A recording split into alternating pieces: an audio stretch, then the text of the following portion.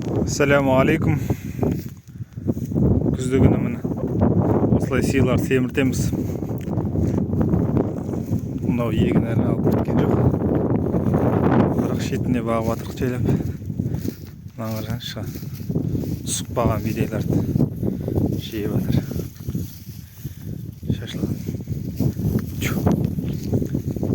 Сиыр деген жалпы қанша жегенін білмейтін мал ғой. Осылай қарап жүрмесе кешке жарылып өледі.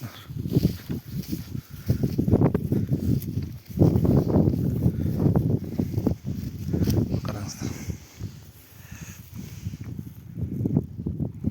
Комбайннан ремонтқа тұрған кезде түсіп қалған ғой.